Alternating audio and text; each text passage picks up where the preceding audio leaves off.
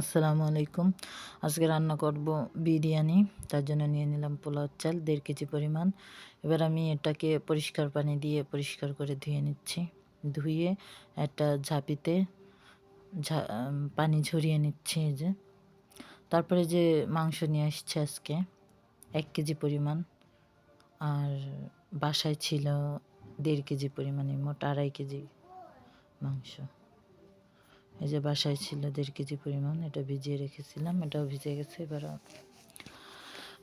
এই যে পোলাও চাল ঝরানো, আর হচ্ছে কড়াই বসিয়ে দিচ্ছি, চালটা ভেজে নেব।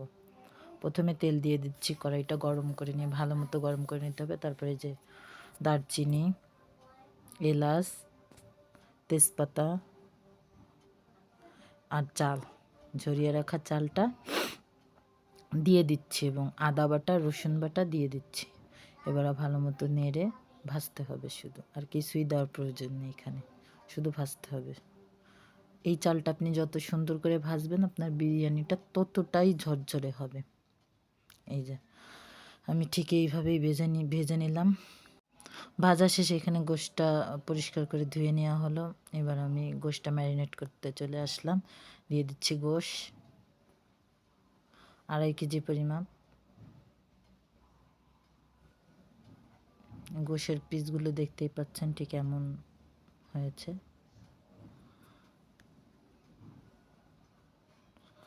এবার একে একে আমি সব মশলাগুলো দিয়ে দিচ্ছি, যে এখানে আছে শাহি জিরা, গোলমরিচ, সাদা গোলমরিচ, এলাচ, কালো এলাচ, তেজপাতা,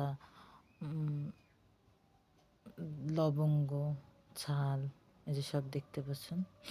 সব শুকনো মশলা আমি দিয়ে দিচ্ছি। আর এখানে আছে জিরার গুঁড়া, ধনিয়ার গুঁড়া, শুকনো মরিচ দিয়ে দিলাম, লবণ দিয়ে দিচ্ছি পরিমাণ মতো। এবার আমি লেবু ২.৫ পিস, ২টার অর্ধেক ২.৫টা লেবু নিয়ে নিচ্ছি। লেবুটাকে চিপে এবার রস বের করে নেব। নেওয়া শেষ, এই যে লেবুর রস, এই লেবুর রসটা পুরোটাই দিয়ে দিচ্ছি। এবার দিয়ে দেবো টক দই, এই যে আড়ঙের টক দই দিয়ে দিচ্ছি। টক দইটা, যে টক দই দিয়ে দিলাম পুরোটা। দিয়ে দিচ্ছি টমেটো সস, পরিমাপটা দেখে বুঝে নেন, ৫ টেবিল চামচের মতো। এবার আমি সব উপকরণ দিয়ে এবার মাখিয়ে নিচ্ছি। এরপর দিয়ে দেবো আদা, রসুন আর আমার হাতে তৈরি একটা মশলা, এগুলা দিয়ে আমি আবার মেখে নেব।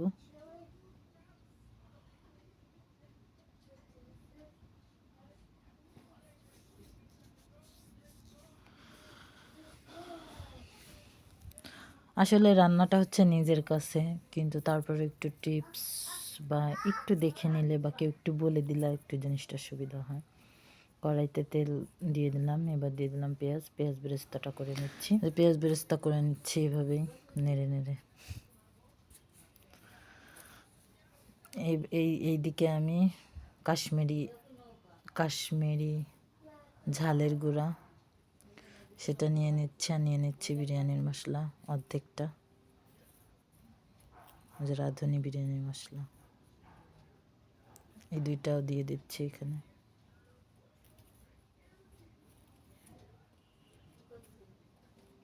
পেঁয়াজ ভাজা হচ্ছে আর কি, ওইটা আবার মেখে নিচ্ছি। পেঁয়াজ বেরেস্তা করা শেষ, এবার আমি কিছুটা তুলে নিচ্ছি। এবার এই পেঁয়াজ বেরেস্তার ভিতরে মাংসটা দিয়ে দিচ্ছি, দিয়ে ভালো মতো নেড়ে এখন শুধু মাংসটা রান্নার পালা। এর ভিতরে দিয়ে দিতে হবে চিনি, একটু পরেই দেবো। এভাবে কষাতে হবে। এই যে কষানো প্রায় শেষ, এখন ঝোলের পানি দিয়ে দেবো।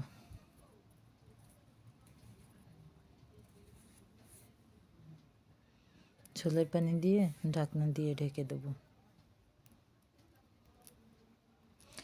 আর ওইদিকে আমি ভাত রান্না করার জন্য পানিটা মেপে বসিয়ে দেবো রাইস কুকারের পটে।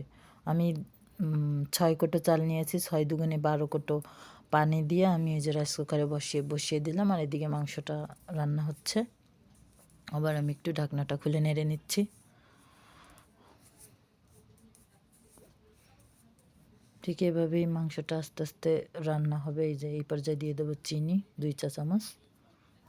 চিনিটা দিয়ে আবার নেড়ে নিচ্ছে, দিচ্ছি 1/2 চা চামচ টেস্টিং সল্ট।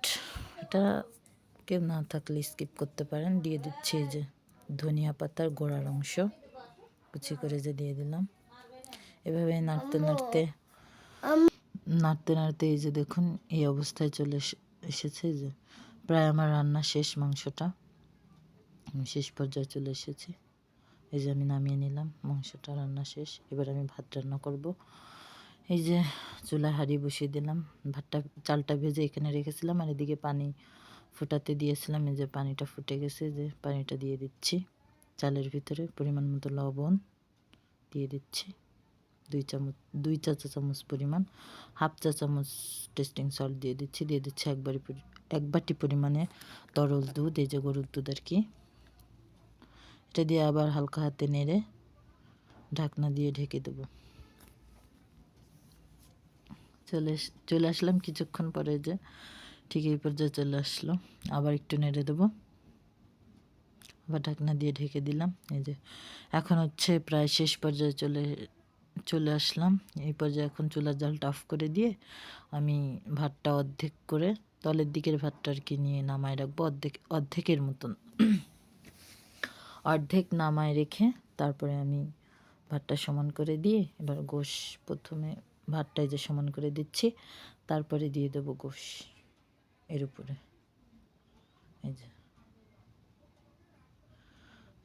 গোশটা দিয়ে দিচ্ছি।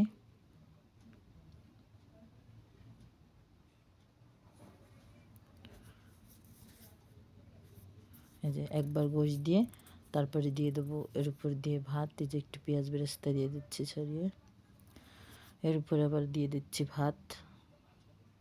এই যে আসলে ওইভাবে হচ্ছিল না, তাই আমি ক্যামেরাটা পাশে রাখছিলাম। ভাত দিয়ে এবার বাকি যে গোশটুক ছিল সেটুকু আবার দিয়ে দেবো। বাকি গোশগুলো সব দিয়ে দিচ্ছি। দিয়ে দেওয়ার পরে বাকি যে ভাতগুলো ছিল সে ভাতগুলো আবার ওই গোশের উপর দিয়ে দেবো।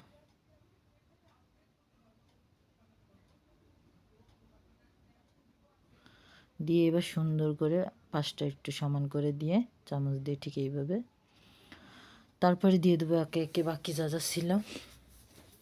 পেঁয়াজ বেরেস্তা উপর দিয়ে দেবো। 4-5টা কাঁচামরিচ ফ্লেভারের জন্য। আর এইখানে আমি একটু পানি ওখান থেকে উঠিয়ে রাখছিলাম, তার ভিতরে গোলাপ জল, কেওড়া জল দিয়ে দেখুন দিয়ে আমি যে উপর দিয়ে এটা ছিটিয়ে দেবো। এবার দেবো ঘিটা দেওয়া শেষ। এবার আমি চলে যাব মেইন পার্টে। প্রথমে একটা তাওয়া বসিয়ে দেবো চুলার উপরে। তাওয়াটা দিয়ে আমি 5 মিনিট হাই ফ্লেমে গরম করে নেব। তারপরে দিয়ে দেবো বিরিয়ানির হাঁড়িটা, দিয়ে দমে দিয়ে দেবো।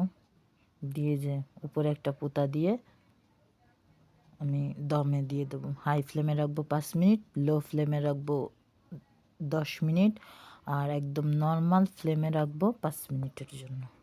এদিকে আমি সালাদ এই যে কেটে নিয়েছি, দেখতেই পাচ্ছেন। একটু লবণ দিয়ে রেখে দেবো, যখন খাবো তখন মাখাই আর কি নেবো। এই যে লো ফ্লেমে দিয়ে রাখবো আর 15 মিনিট, মোট 30 মিনিট দমে রাখবো। এই যে সালাদটা আমি এবার মাখিয়ে নিচ্ছি এইভাবে। এবার আমি ঢাকনা খুলে দেখবো কেমন হয়েছে। আলহামদুলিল্লাহ অনেক সুন্দর হয়েছে, অনেক ভালো হয়েছে। অনেক যেরকম ঝরঝরে হয়েছে সেরকম স্বাদ, ঘ্রাণ, টেস্ট সবাই খেয়ে মুগ্ধ হয়ে গেছে যে এত সুন্দর হয়েছে। যাই হোক, নিজের প্রশংসা নিজে না করাই ভালো, যারা খাবে তারা করলেই আর কি ভালো লাগে। এই যে ভাতটা ঠিক এমন হয়েছে। আমি কোনো জাফরং বা অন্য কিছুই ব্যবহার করি না, আমি একটু কাশ্মীরি রেড চিলি পাউডারটা ব্যবহার করি, তাহলে হয় কি রঙটা ভালো আসে। আর এই পাশে যে লেটুস পাতা গাছ নিয়ে আসছে আজকে 2টা, আপনাদের ভাইয়া ওইখান থেকে 2টা পাতা তার জন্য ছিঁড়ে ধুয়ে আর কি যে তার প্লেটেই দিচ্ছি। দেখুন যে ভাত আর কি এক এক করে সবার প্লেটেই দিয়ে দিচ্ছি। এবার সবাই যে খাওয়া শুরু করেছে, এক এক করে সবার প্লেটে দিয়ে দেবে। যে ছোটোজন চলে আসলো, সবাই চলে আসছে এক এক করে, সবাই খেতে বসে গেছে। এই যে সবাই খাচ্ছে, আলহামদুলিল্লাহ সবাই অনেক প্রশংসা করেছে। ক্যামেরার সামনে কেউ আসতেই চাচ্ছিল না আর কি, কেউই ক্যামেরার সামনে আসার জন্য প্রস্তুত না। তারপর অনেক রিকোয়েস্ট করে বললাম যে হালকা পাতলা দিই, না হলে কেমন হয়। মজা ওকে সেইভাবে দিও না, অল্প করে দাও। এই যে সে খেয়ে বলছিল যে অনেক মজা হয়েছে। এই যে দেখুন সবাই খাচ্ছে। যাই হোক, ভিডিওটা শেষ পর্যায়ে চলে আসলাম। সবাই ভালো থাকবেন, সুস্থ থাকবেন, আর আমাদের জন্য দোয়া করবেন যেন সামনে আরও এগিয়ে যেতে পারি।